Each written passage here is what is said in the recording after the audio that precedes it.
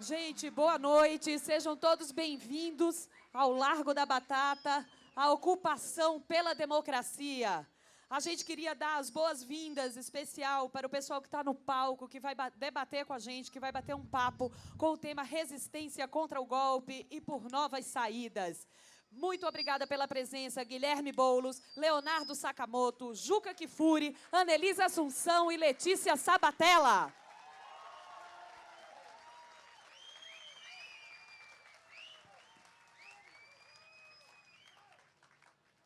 Boa noite. Meu nome é Jordana, eu sou do coletivo A Rua. Vou estar na mediação da mesa aqui. Também gostaria de agradecer a presença desse povo lindo de São Paulo, lindo em toda a sua multiplicidade de cores, sexos. Estamos aqui ocupando, no Ocupe a Democracia, Música pela Democracia, um espaço de resistência e também produções de novas formulações para uma saída à esquerda desse projeto que está colocado aí. Vou chamar a Natália Zermeta, que é da Coordenação Nacional do MTST, para ler um poema aqui para a gente. Vamos lá, Natália? Resistência! Nossos inimigos dizem. Os nossos inimigos dizem, a luta terminou. Mas nós dizemos, ela começou. Não vai ter golpe. Nossos inimigos dizem, a verdade está liquidada. Mas nós a sabemos ainda, vai ter luta. Nossos inimigos dizem, mesmo que ainda se conheça a verdade, ela não pode ser divulgada. Mas nós sabemos, nós a divulgaremos. Não vai ter golpe. A véspera da batalha vai ter resistência. É a preparação do nosso povo. É o estudo do plano de luta. Não passarão. É o dia antes do começo de uma nova história. Não vai ter golpe, vai ter luta, vai ter resistência. Viva a luta dos povos! Vai ter luta? Não! Vai ter golpe? Vai ter luta? Não! Vai ter golpe? Vai ter luta? Vai ter golpe? Vai ter luta? Valeu, galera. É isso aí. Agradecer a Natália, que leu o prêmio de brecha, chama Nossos Inimigos Dizem. Lindão. Bom, esse debate aqui é um debate proposto pela Frente Povo Sem Medo. A Frente Povo Sem Medo é uma frente que tem mais de 30 movimentos, que começou a se organizar em 2015, que, por um lado, se coloca contra impeachment, mas, por outro, também está denunciando aí a tirada de direitos do governo, né, as reformas fiscais, a reforma da Previdência. Então, a frente ela se propõe a também levar esse governo à esquerda, com muita pressão, com muita luta, com o povo na rua. E o debate de hoje é um pouco para discutir quais são as saídas, né, e barrar o golpe e construir novas saídas para o Brasil. Primeira pessoa a gente está com aqui o Leonardo Sakamoto, que é jornalista, a Anelisa Assunção, que é cantora e compositora, Juca Kfouri, jornalista. O Juca falou só para apresentá-lo como jornalista, mas eu apresento como um jornalista corintiano. A Letícia Sabatella, que é atriz, e Guilherme Boulos, que é coordenador do movimento do MTST. Valeu, gente. Vamos começar com o Leonardo Sakamoto.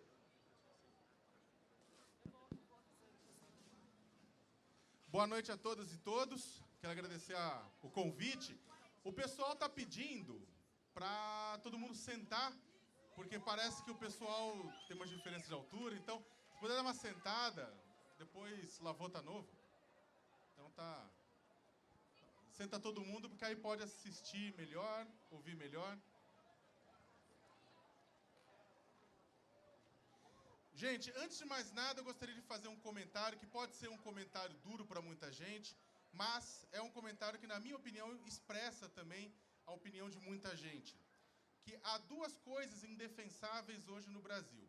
Uma é o governo Dilma e a outra é o impeachment.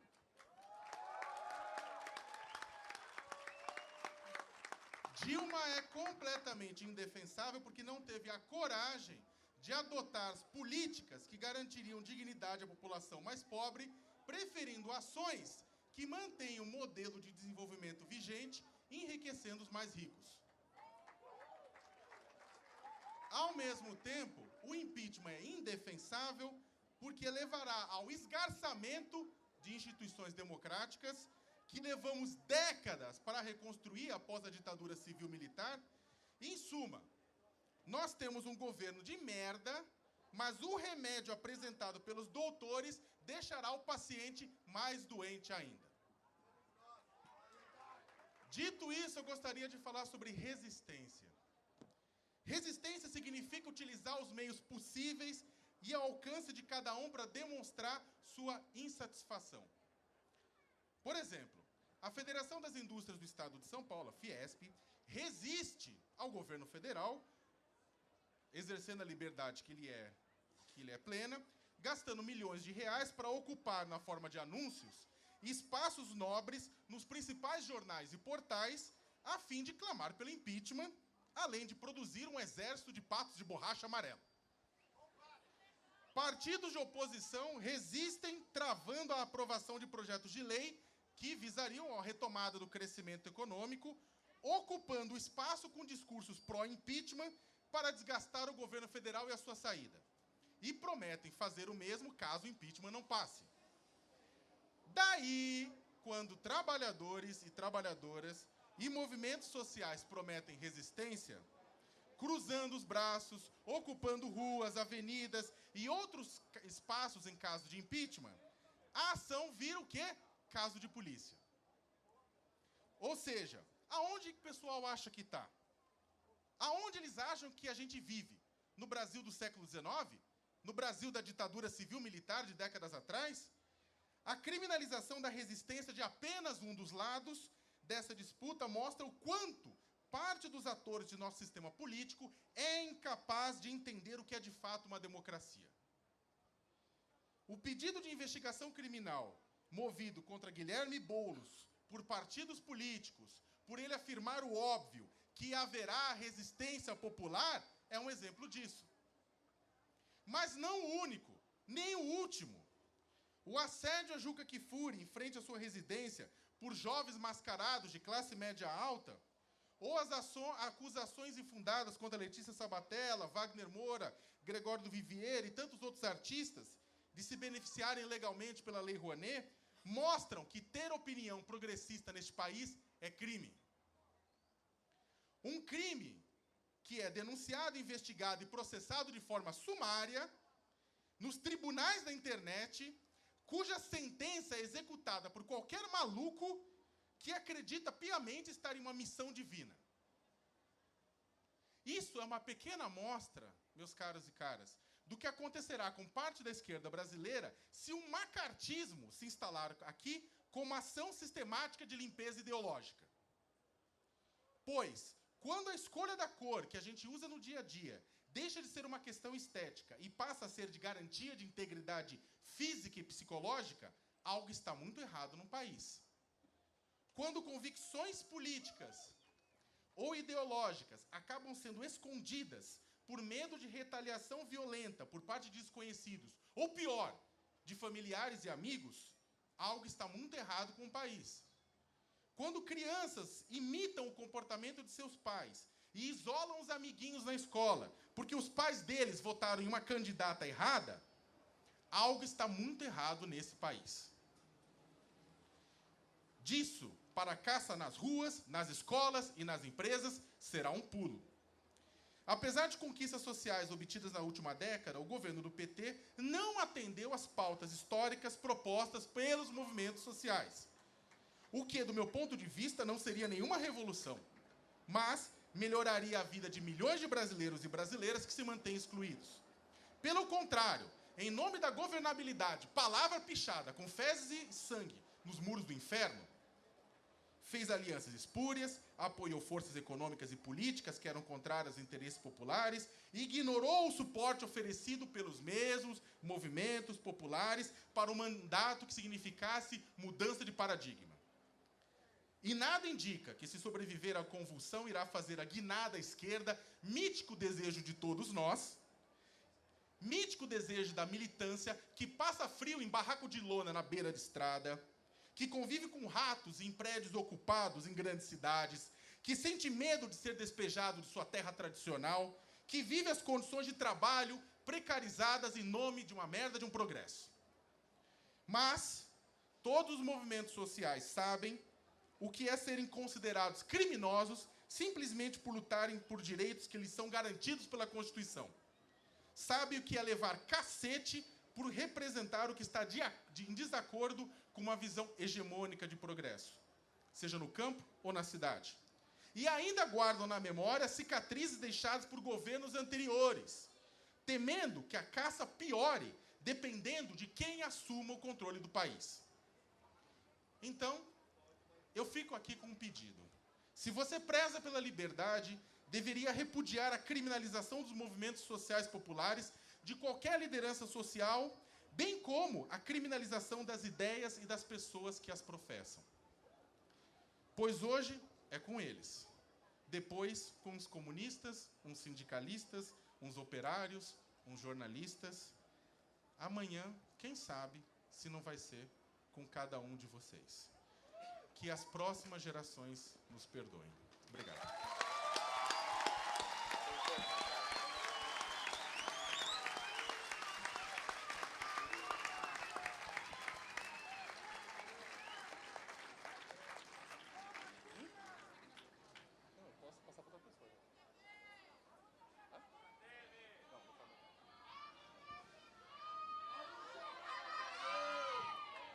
Obrigada, Sakamoto. Agora a gente vai passar o microfone para a Anelisa Assunção. Já tem? Cantora e compositora. Vamos lá. Boa noite. Meu nome é Anelisa Assunção. Queria primeiro agradecer o convite e também publicamente dizer o quanto eu admiro cada um que está aqui. É uma honra para mim. Primeiro eu fiquei me perguntando por que me convidaram para fazer um debate com essas pessoas que são... Sakamoto saca muito, né? Falei, caramba, que caralho, o cara saca muito. E aí... E eu falei, bom, eu vou lá, porque eu vou aprender um monte de coisas. E essa é a sensação que eu tenho sentido esses tempos, de que a gente precisa aprender muitas coisas sobre o que está acontecendo no país agora. Artisticamente, eu e os meus amigos, músicos, compositores, cantores, atores, atrizes, circenses, enfim, a classe artística na qual eu estou incluída e convivo, a gente tem tido conversas informais, debates informais de WhatsApp, de sentar num bar e conversar, entender, e cada um trazer uma coisa a mais, porque realmente é muito confuso e existe uma cobrança também de onde estão os artistas, como eles vão se posicionar, o que os artistas estão pensando sobre isso. E aí a gente fica, mais uma vez, dividido, assim como a população inteira, eu acredito, porque a arte, ela tem e não tem responsabilidades, né? Eu acho que um artista também não deve ser sobrecarregado. A gente tem essa memória porque nós temos artistas, principalmente na música, que representaram sempre muito bem, muito alinhadamente a política, os seus pensamentos.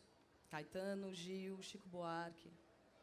E, para nossa graça e satisfação, eles estão até hoje aí, fazendo a sua arte, que é independente de qualquer movimento político, e também se posicionando através dela e fora dela. Antes de ser artista, eu sou uma cidadã, sou mãe, sou mulher, sou bege, porque o meu pai é negro e a minha mãe é branca, assim como a maioria da nossa população, essa mistura que a gente tem. E eu tive na minha casa uma referência muito importante de posicionamento político, não diretamente, não dessa forma, mas no dia a dia, a sua postura nas pequenas ações, né? Em como educar os seus filhos, que valores passar, de igualdade, de sociedade, de justiça. Como trazer isso para dentro do nosso trabalho, né? Meu pai se chama Itamar Assunção, compositor, cantor. E sempre foi, obrigada, uma pessoa que resistiu muito ativamente através da sua arte. E o Sakamoto perguntou para mim se eu tinha sido agredida virtualmente durante esse período. E eu disse que a única coisa que eu senti um pouco foi quando alguém fez um post falando: eu acho que o Itamar estaria se posicionando melhor do que você. Essa é uma resposta muito difícil de dar, porque a gente não sabe, né? A gente não tem como, ninguém tem como saber, nem eu mesma que sou filha dele. Arrisco a dizer que ele não teria parado, que ele estaria resistindo através da sua música, da sua arte.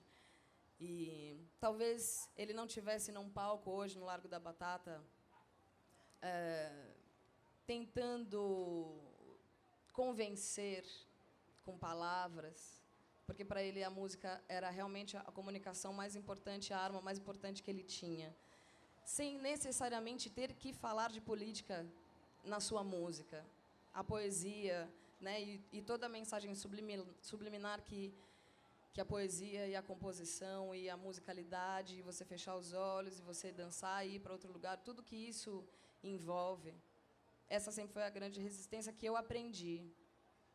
Hoje eu sou uma artista, sou compositora, sigo, de certa forma, no mesmo caminho, porque eu faço música. Não é uma música de resistência, não é uma música de bandeira, é uma música, é só a música, é só a poesia, é o que eu tenho a oferecer. Mas, como eu disse, antes de ser artista, eu sou uma cidadã. E eu acredito que tudo isso hoje, todos esses dias, durante essas semanas, no país inteiro, tudo que eu tenho visto, vocês todos sentados e olhando para a gente, prestando atenção no que quer que seja que a gente tenha a dizer, é muito importante. A única coisa que a gente tem agora, a impressão que eu tenho, e aí eu falo até como mãe, eu tenho uma filha de 14 anos e um menino de 4, e fico pensando diariamente em o que falar para eles sobre isso, como explicar, principalmente para a Rubi, que tem 14 anos, o que está acontecendo, o que já aconteceu, a história que a gente não vê, a história que não é contada para eles, nem na escola e nem na televisão, que cabe a mim, que busco outras informações, não a verdade absoluta, porque eu nem sei se ela existe em nenhuma mídia, mas a gente está muito desestimulado do pensamento. Essa é a minha sensação como civil, como cidadã. A filosofia é uma arte que está quase esquecida, né, e acabada, porque realmente não é de interesse, principalmente de quem está aí se posicionando a favor desse impeachment, que as pessoas pensem, filosofem e elaborem raciocínios sobre a vida, né, sobre o existir, sobre o que é justo, sobre o que é bom. E a filosofia são perguntas sem respostas, muitas vezes. A gente está um pouco anestesiado, a sensação que eu tenho, que a minha geração, mais do que a da minha filha, que eu vejo que já é uma moçada mais ligada, mais afim, que se autoestimula a pensar e a trocar ideias. Acho que falta isso, acho que a gente precisa fazer diariamente isso com as crianças, ensinar as diferenças, explicar essas diferenças de forma acessível, porque a linguagem política é muito difícil. A gente não aprende na escola educação financeira, educação política. O mesmo grau de analfabetismo que a gente tem, ele também é político. Hoje a gente vive um momento onde todo mundo é obrigado a minimamente entender o que é, quem é o Eduardo Cunha, o que ele significa, qual é o posicionamento político dele e o vice, e Câmara de Deputados e senadores. É muito complicado, a política é difícil, e a gente não pode desistir dela, não pode desistir de tentar entender, não se achar ignorante, não ficar ensimesmado de que eu não entendo, então eu não quero nem participar, porque não sei nem do que eles estão falando. Eles só estão falando sobre tudo que interessa a todos nós. E acho que todo mundo que está aqui quer exatamente a mesma coisa. Uns a favor da Dilma, outros não. Como o Leonardo disse, é difícil se posicionar, defender o governo que está aí agora. Mas também a gente não pode simplesmente entregar os pontos, né, e ficar refém dessa ignorância política. E eu acho que eu estou feliz e bastante emocionada de estar aqui. Agradeço a vocês, peço essa paciência e calma. É uma energia difícil de lidar, essa que a gente tem vivido esses dias. Dá uma ansiedade, dá uma taquicardia, a gente não sabe o que vai acontecer. E aí eu vou ser mais bicho grilo mesmo, acho que a gente tem que ter calma, respirar, conversar, chorar bastante, porque se emocionar é do brasileiro. Mas pensar, pensar, pensar, pensar. Não parar de pensar, não entregar os pontos tão fácil. A gente já conquistou muitas coisas historicamente.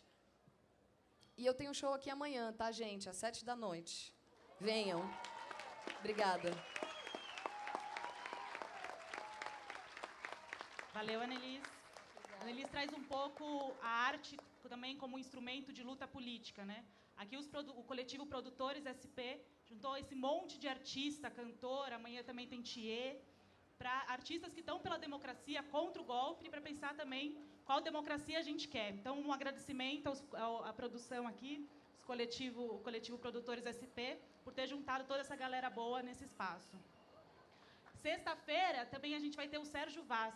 Então, para dialogar um pouquinho com a sua fala, Annelise, o Sérgio Vaz diz, né? A arte que liberta não pode vir da mão que escraviza. Então, para uma arte libertadora, emancipatória, por mais liberdades, por mais direitos. Agora a gente vai falar o Juca, que tem um pouco... O Juca é um jornalista, mas não é um jornalista da mídia golpista, né, Juca? Traz um jornalismo aí sincero, um jornalismo que debate política também. O Juca também fala sobre esporte, a democracia corintiana. Então a gente passa a palavra para o Juca. Vamos lá? Muito boa noite. Eu vou tentar ser o mais rápido que eu puder, até porque eu acho que a Letícia e o Boulos têm mais a dizer. Mas eu quero dizer para vocês primeiro o seguinte, já que eu fui apresentado como um jornalista corintiano, eu quero acrescentar mais uma palavrinha, um jornalista corintiano democrata. Um jornalista corintiano e democrata cuja geração passou mais de 20 anos lutando contra uma ditadura para que nós tivéssemos democracia. Um jornalista corintiano e democrata que passou mais de 20 anos esperando para ver seu time ser campeão. Um jornalista corintiano e democrata que não imaginava viver de novo o que nós estamos vivendo hoje. Eu não tenho a menor dúvida de que há um golpe em andamento.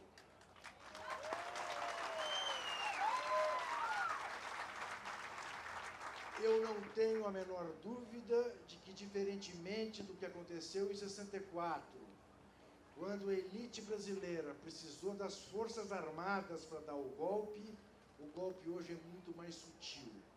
O golpe hoje é muito mais disfarçado. E, nesse aspecto, talvez muito mais violento.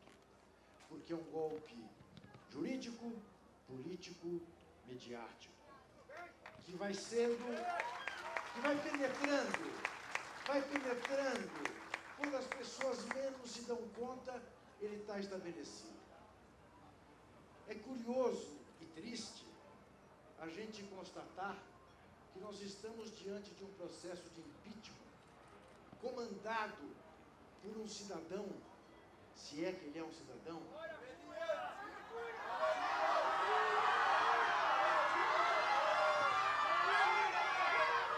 que está em todas as listas de corrupção que se faça nesse país e fora do país. Está no Lava Jato, está no Panamá, no papéis do Panamá, está em tudo. A vítima do impeachment não está em nenhuma lista. Em nenhuma lista. O nome de Dilma Rousseff não está em nenhuma lista. O Sakamoto já disse...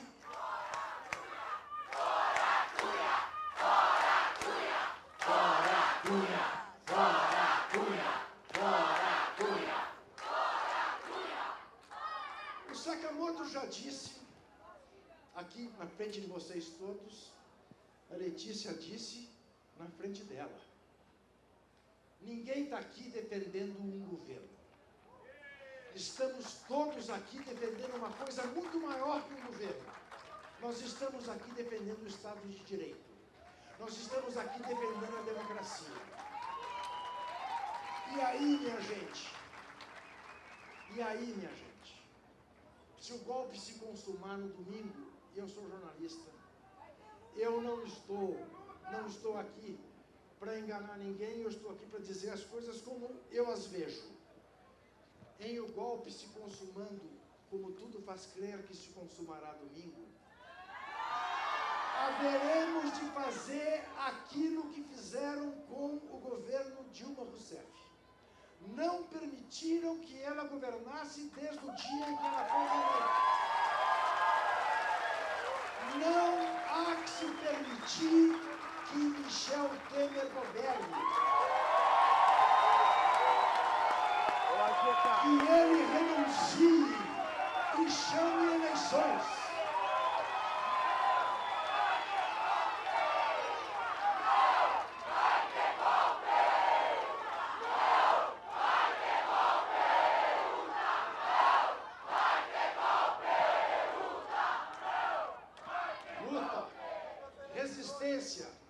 Eu quero lembrar vocês o seguinte, um grande brasileiro, foi ministro de João Goulart, depois foi vice-governador do Rio de Janeiro, disse um dia que ele se orgulhava das suas derrotas e que havia algumas vitórias que ele preferia não ter. Vocês já imaginaram o que é ganhar com Eduardo Cunha de aliado? Não. 1000 vezes seguir na luta. E a nossa luta deve ser a luta de uma verdadeira refundação do pensamento de esquerda no Brasil. Significa, em última análise, dizer o seguinte: não se faz compromisso que fira princípios. Os nossos princípios são acima de qualquer coisa, inclusive na manutenção do poder. Porque quando você fere princípios, você se alia com pessoas que na primeira oportunidade vão te trair. Como nós estamos vendo agora. A fragilidade das alianças. Bastou uma crise econômica para que a Avenida Paulista ficasse lotada. Vocês acham que se nós não estivéssemos na crise econômica, teríamos este tipo de manifestação que temos visto pelo país? Certamente não. Porque esta gente foi quem mais ganhou durante todo esse período. Agora, nós temos que aprender uma coisa. Nesse país, que é tolerante há mais de 500 anos, neste país que é exclusivista há mais de 500 anos, neste país que só faz querer excluir os excluídos e não incluí-los, essa gente não se deixa enganar. O grande erro do Partido dos Trabalhadores foi achar que ia ensinar a prostituição no prostíbulo. Não ensina. Zé Dirceu está preso, Roberto Jefferson está solto.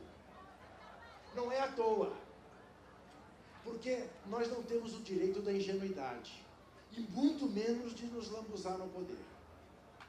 Então, a hora é de ter clareza disso.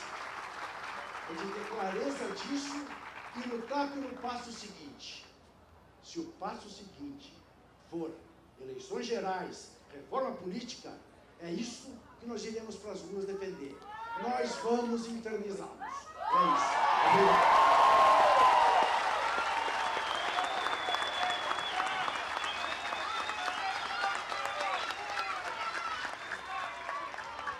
Valeu, Juca.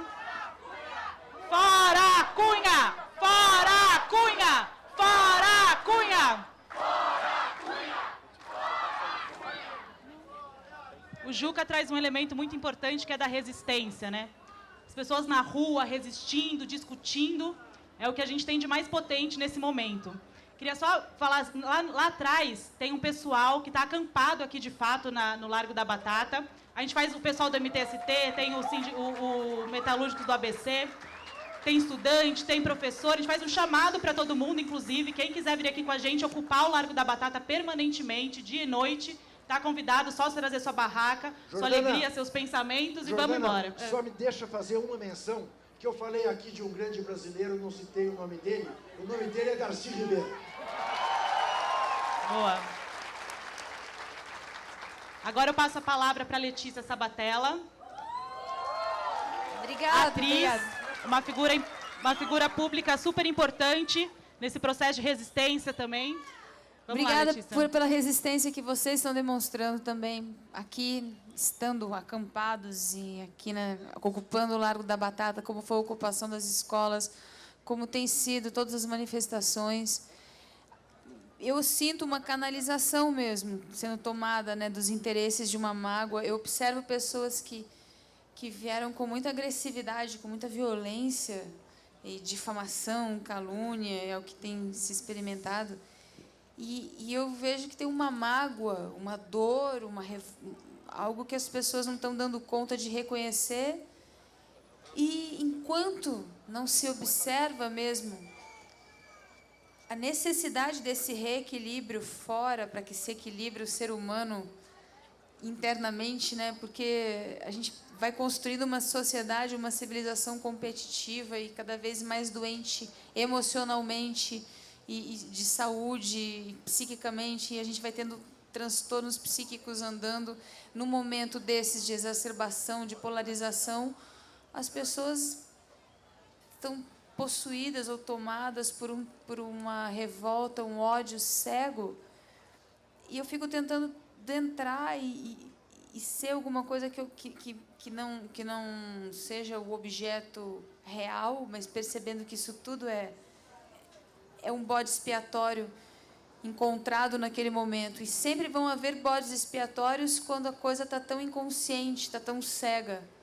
A menos que a gente vá a fundo, né, e vá de encontro e encontre nesses porões o que há de verdade sobre o modelo de desenvolvimento que nos rege, que nos conduz, que nos serve o café da manhã, o almoço, o jantar, né, a programação, o entretenimento, a informação. Ela vem toda guiada por essa dramaturgia já prescrita, né, de um modelo de desenvolvimento predatório, excludente, escravocrata, de exportações que não pagam o custo ambiental que geram, o desequilíbrio social, a desigualdade social que gera, a miséria que gera e o acúmulo. Enfim, enquanto toda a nossa dramaturgia, todas as informações vão chegando dessa maneira e daqui a pouco o comportamento das pessoas é também teleguiado dessa maneira. Só extrema delicadeza pode desligar uma tecla. Não é na violência, não é num rebate agressivo. Isso eu percebo.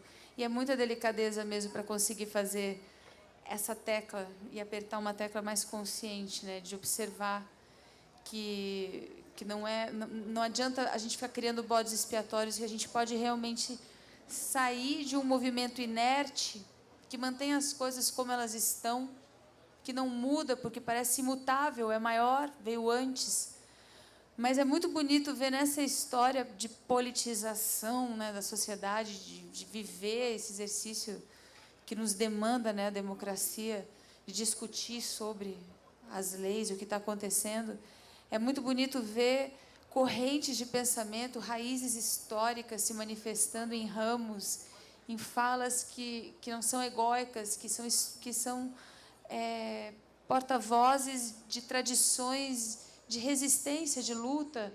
Acho muito bonita a fala da presidente da UNE, da Karina, a fala de pessoas que vem representando essa consciência que está sempre presente na sociedade e empurrando ela para os ganhos sociais que geraram e que chegou no PT, no governo. Acho que foi tudo isso forjado por esse encontro, por essa resistência, por esses movimentos sociais, forjaram esse governo que seria uma ponte, não tivesse acreditado em algum momento que era um fim, mas deveria ser uma ponte de transformação.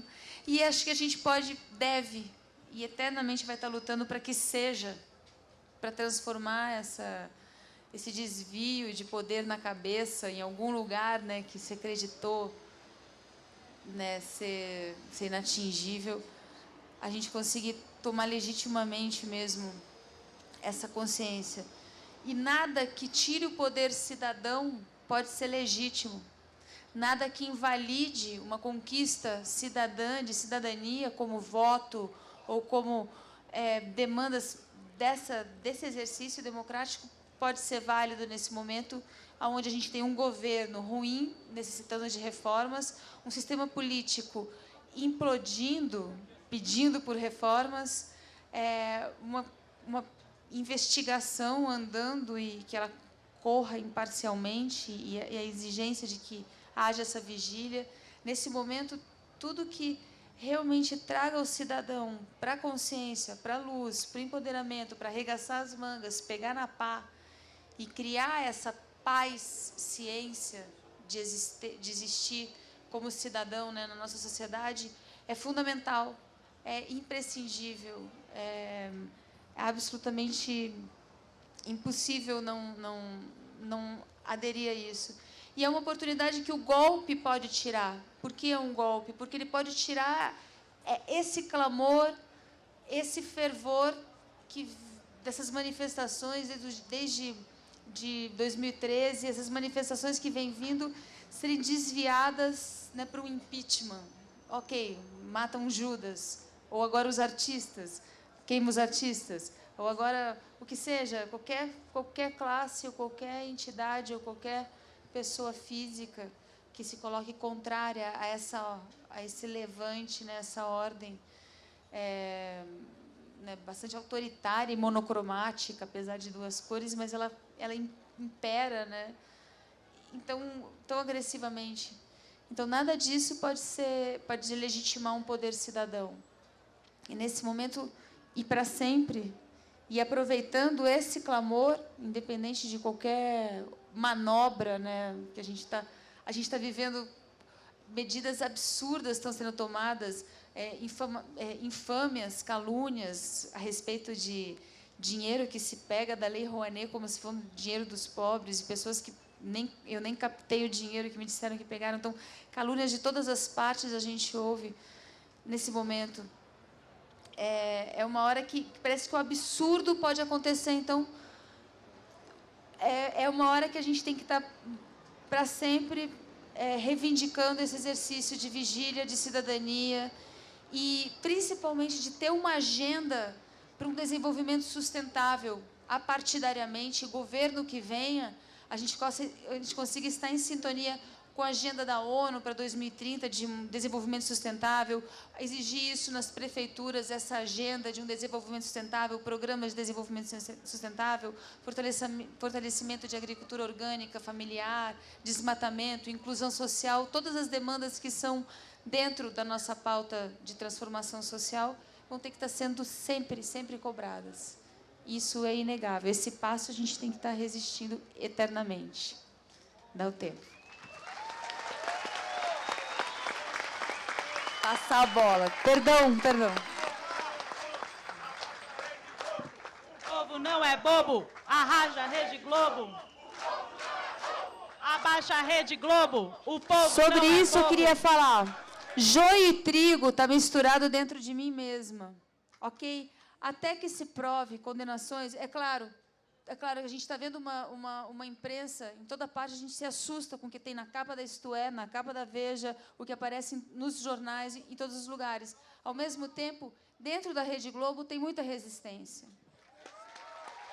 Saibam disso. Muita resistência e muita possibilidade de um caminho que possa ser cobrado também, e é cobrado por quem está lá dentro, e é feito, a gente vê coisas acontecendo e informações que vêm vindo. Nada de generalizar, estar atento, sim. Muito bom. Jô Soares, por exemplo, é resistência. Zé de Abreu. Temos Zé de Abreu também, nosso forte resistente. É isso aí. Gente, Bom, vamos pensar só uma coisa juntos. Espera um pouquinho. Letícia é Letícia. Porque é o seguinte, o que se diz é que o artista deve estar onde o povo está. O povo está aqui, a Letícia está aqui. O povo vê a Rede Globo, onde ela está. Um salve para todos os resistentes aí, artistas. A Letícia, ela traz um elemento muito importante, que é a tentativa de tempo inteiro dos golpistas de criminalizar o movimento social, né? Aí teve um fato, o Guilherme acabou sendo perseguido por uma fala que ele fez há um tempo atrás, e o coletivo A Rua, ele disse, eu queria um compromisso aqui de todo mundo também, se houver golpe, vamos incendiar o país, com manifestações, com passeatas, com debates, todo mundo aqui acho que pode tirar esse compromisso, Boulos, então eu passo a palavra para você. Boa noite a todos e todas. Eu tenho o costume de falar de pé. Boa noite a todos e todas. É uma satisfação muito grande nós podemos ter nessa noite o Largo da Batata cheio de gente. E gente aqui de todas as cores, de todas as origens, de todas as escolhas, que é o que, lamentavelmente, nós não vemos na Avenida Paulista quando há as manifestações do outro lado. Aqui ninguém se agride quem está vestido de cor diferente, aqui ninguém se agride quem pensa diferente. Aqui há debate, aqui há democracia.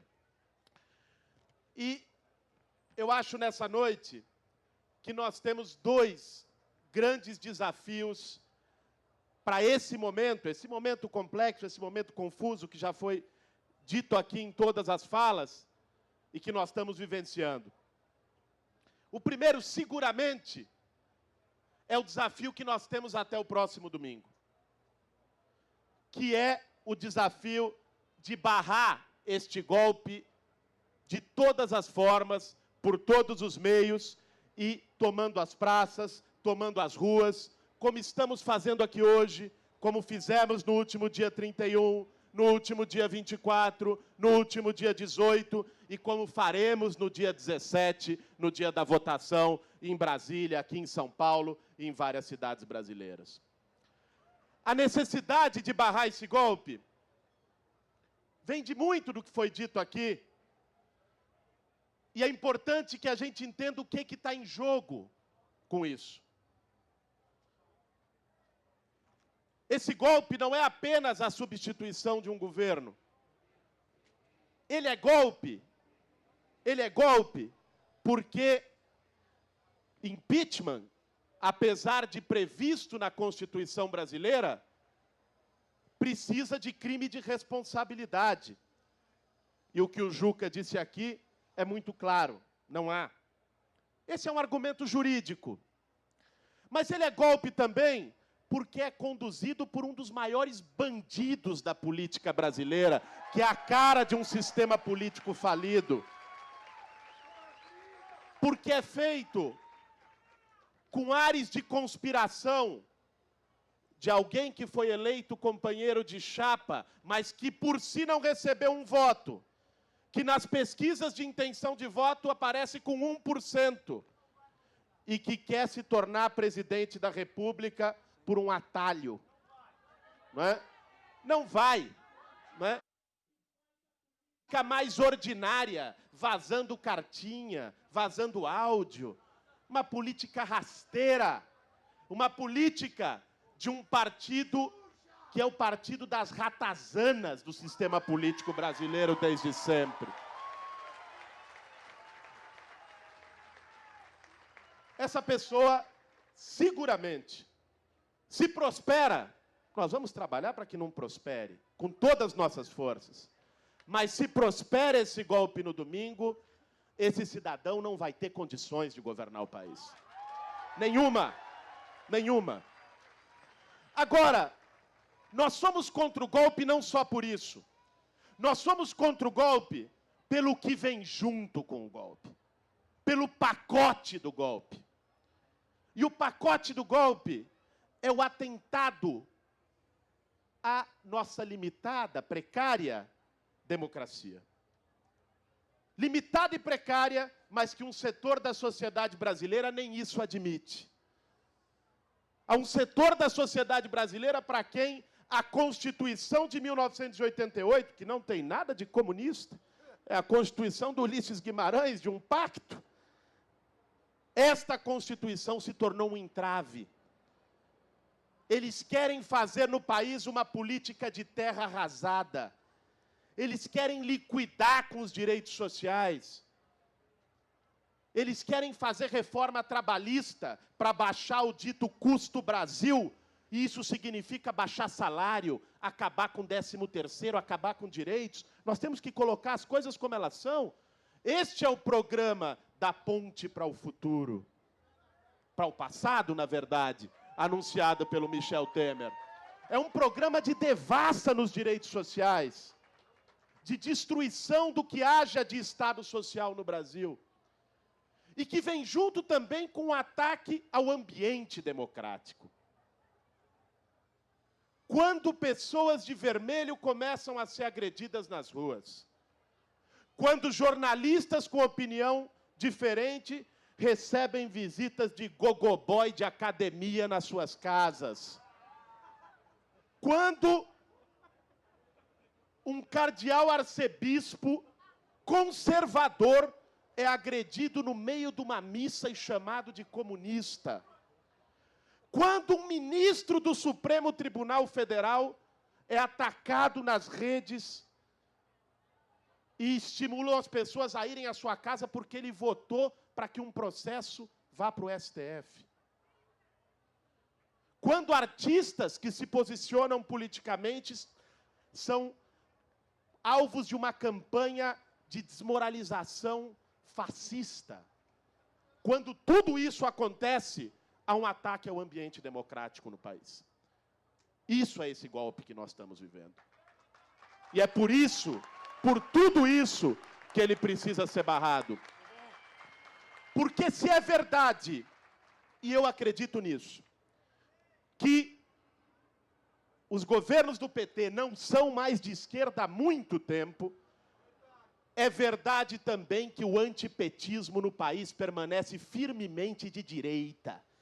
E da direita mais tacanha, mais reacionária, daquela direita que não admitiu até hoje a abolição da escravidão, da elite da Casa Grande, da elite para quem Bolsa Família é coisa de bolivariano, cota é coisa de comunista. É com essa turma que nós estamos lidando. É essa turma que está no timão do golpe. Isso é perigoso. Independentemente das críticas legítimas, necessárias, imprescindíveis para a esquerda a este governo, que é, como disse o Sakamoto, indefensável. Indefensável desde o ponto de vista das suas políticas. Mas por essas razões, nós temos que estar nas ruas, firmes, decididos, para barrar este golpe. Porque se esse golpe for barrado, não vai ser por articulação de garrafinha e de voto no parlamento. Se esse golpe for barrado, vai ser pela força das ruas. É importante que a gente tenha clareza disso. Agora, nós temos também um segundo desafio nessa história toda. Porque é preciso dizer aqui nessa praça, em alto e bom som, que se esgotou a vida do pacto conservador no Brasil. Este sistema político está falido. Este programa de conciliação econômica está falido. E é preciso que a gente construa uma nova saída. É preciso que a gente aproveite o debate vivo e rico que se estabeleceu no país sobre a democracia para falar de democracia de verdade. Para falar de aprofundar e radicalizar a democracia no nosso país. Porque esta democracia que nós vivemos é a democracia do 1%. É a democracia onde o poder econômico domina, deita e rola e define os rumos do Brasil. É a democracia de um sistema político capturado, de um sistema político sem potencial para mudanças. É a democracia do extermínio à juventude pobre e negra nas periferias urbanas. É a democracia machista que impede as mulheres de terem o direito de decidir sobre seu próprio corpo. É a democracia homofóbica que proíbe a diversidade sexual. É a democracia racista, é a democracia proibicionista. Nós não queremos isso. Nós vamos defender o que há de progressivo nessa democracia, que é inclusive a possibilidade de fazer um debate como esse sem ser agredido, sem ser ofendido pela intolerância, pelo ódio, pela agressividade que eles estão impondo nas ruas. Por essa criminalização. Mas nós nunca podemos nos esquecer, em meio a essa luta, que o nosso projeto é outro. Que não basta barrar os retrocessos, é preciso levar adiante a luta pelos avanços. A luta por uma nova saída para essa crise. Que não seja a saída que, como nos últimos 500 anos, joga sempre a conta no andar de baixo. Que seja a saída que jogue, de forma ousada e pela primeira vez, a conta no andar de cima, com taxação de fortunas, mexendo na dívida pública, com reforma tributária, com reforma agrária, reforma urbana, com a dívida histórica que o Estado brasileiro tem com seu povo, com o aprofundamento e a radicalização da democracia. É isso que nós vamos estar nas ruas defendendo também. E é por tudo isso que, independentemente do que aconteça no próximo domingo, evidente que nós temos um lado no próximo domingo, e vamos brigar por isso. Mas, independentemente do que aconteça, essa praça não pode estar vazia depois de domingo. Nós temos que permanecer nas ruas, mobilizados, para que a nossa pauta não se esvazie. Se o golpe prevalecer, nós estaremos nas ruas para derrubá-lo. Se o golpe não prevalecer, nós estaremos nas ruas para não aceitar que este governo faça nenhum ataque a direitos e colocando um programa real de mudança que só pode e que virá das ruas. Se há algo de bom nessa situação, tem muitas coisas ruins nessa situação de polarização, de divisão, de intolerância. Mas eu acho que nós precisamos fazer 2 comentários sobre isso. A divisão do Brasil não vem de hoje. O conflito social no Brasil não nasceu com o impeachment. A divisão do Brasil vem de 500 anos. Vem dos muros, vem das favelas, vem de Paraisópolis, do lado do Morumbi. A violência contra o povo brasileiro não veio de hoje. E nós não podemos permitir que isso seja silenciado. E também, diante desse cenário, houve uma coisa de positiva, que as pessoas vieram às ruas debater. A política transbordou dos gabinetes para as ruas, e isso é muito importante. Um debate como esse, deste tamanho, numa noite de dia de semana no Largo da Batata, talvez não fosse possível há 5 anos atrás. Isso é fundamental. E agora que a política veio às ruas, o nosso desafio é não permitir que ela volte aos gabinetes da mesma forma como sempre foi. O nosso desafio é permanecer com ela nas ruas, independente do que ocorra no domingo. E eu quero terminar aqui convidando a todos e todas para, primeiro, estar nas ruas no domingo. Aqui em São Paulo, o ato ocorrerá unificado da Frente Povo Sem Medo com a Frente Brasil Popular. O ato ocorrerá no Vale do Anhangabaú. Haverão atividades a partir das 10 horas da manhã, mas o ato começa mais depois do almoço, 1 hora, 2 horas da tarde, onde vai ser o processo de votação. E vai haver um grande ato em Brasília, também na Esplanada dos Ministérios, em frente ao Congresso Nacional, onde estaremos também com milhares de pessoas mobilizadas. Esperamos que todos e todas possam estar lá e esperamos, acima de tudo, que quando a Frente Povo Sem Medo, após esse domingo, chamar uma nova atividade, um novo debate ou qualquer ação de rua como essa, a gente possa contar com todo mundo que está aqui, já passado o golpe, de preferência, esperamos, e seguramente vencido o golpe, nós vamos estar nas ruas para colocar a nossa pauta, a defesa da nossa democracia, a defesa dos nossos direitos, e é isso que nós queremos. Obrigado.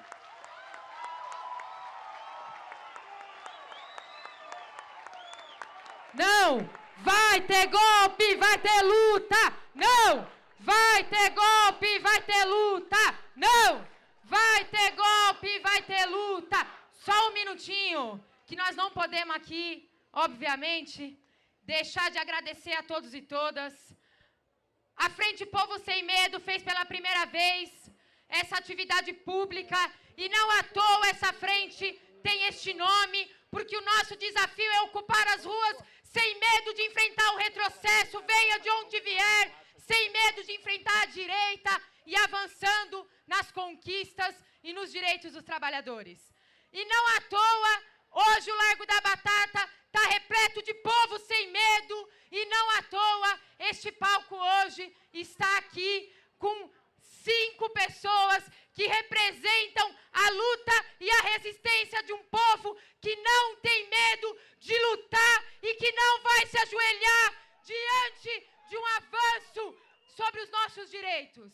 Então, eu gostaria aqui de entregar a vocês o símbolo da nossa resistência, porque em tempos sombrios é fundamental que a unidade daqueles que lutam e acreditam nos nossos direitos e sonhos estejam representados.